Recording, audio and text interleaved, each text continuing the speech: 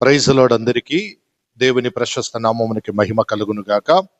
దేవుని మందిరము అనే దాని గురించి మనము కొన్ని విషయాలు జ్ఞాపకం చేసుకుందాం. ఆదికాండము 28:17 యాకోబు గారు ఈ మాట అంటారు, ఇది దేవుని మందిరమే గాని వేరొకటి కాదు అని చెప్పేసి అంటున్నాడు. దేవుని మందిరమును గురించి ఈయనకున్న ఔన్నత్యం ఏంటి అని అంటే, ఆదికాండం 28:16 యెహోవా ఉండే స్థలం. ఔన్నత్యం అంటే ఏంటండి? యెహోవా ఉండే స్థలం.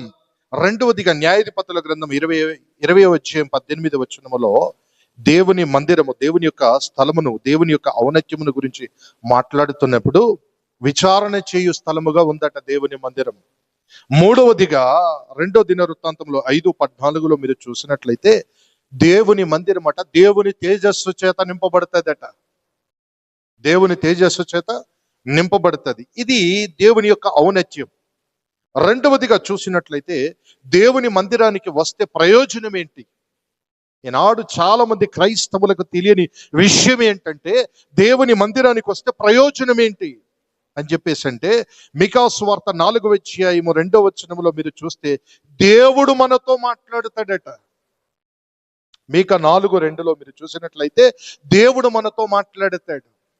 మనం ఎలా బ్రతకాలా, ఎలా మాట్లాడాలా, ఎలాగూ మనం జీవించాలా, ఎలాగూ మనం కొనసాగాల, దేవుడు మనతో ఏం చేస్తాడు? దేవుని మందిరానికి వస్తే దేవుడు మనతో మాట్లాడుతాడు.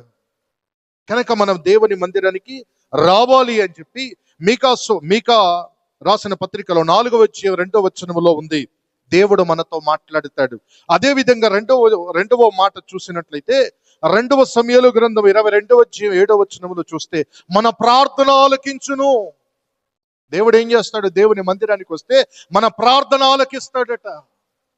మన ప్రార్థన దేవుడు ఆలకించాలి అనంటే మనం దేవుని మందిరానికి రావాలి. తర్వాత మూడవది చూడండి, 2 సమూయేలు గ్రంథం 22:17 చూస్తే ఆయన ద్వారా సహాయము కలుగుతుంది మనకు. మనం దేవుని మందిరానికి రావటం ద్వారా మనకేం కలుగుతుంది అంటే దేవుని సహాయం కలుగుద్ది. కనుక మనం దేవుని మందిరానికి ఎందుకు రావాలి అని చెప్పేసి అంటే, దేవుడు ఉండే స్థలము గనక, దేవుడు విచారణ చేయ స్థలము గనక, దేవుని మందిరము తేజస్సుతో నింపబడుతుంది గనక మనం దేవుని మందిరానికి వెళ్ళాలి. ఇక రెండవదిగా చూస్తే దేవుని మందిరానికి మనం వెళ్ళటం ద్వారా ప్రయోజనం ఏంటంటే, దేవుడు మనతో మాట్లాడుతాడు.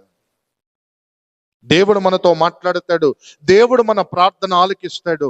దేవుడు మనకు సహాయం చేస్తాడు.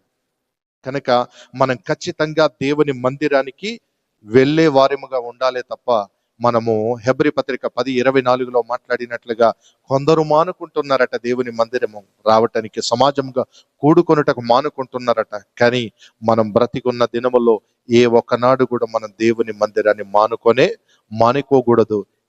ఎట్టి పరిస్థితుల్లో దేవుని మందిరానికి మనం వచ్చువారుముగా ఉందుముగాక. ఆమేన్. హల్లెలూయా.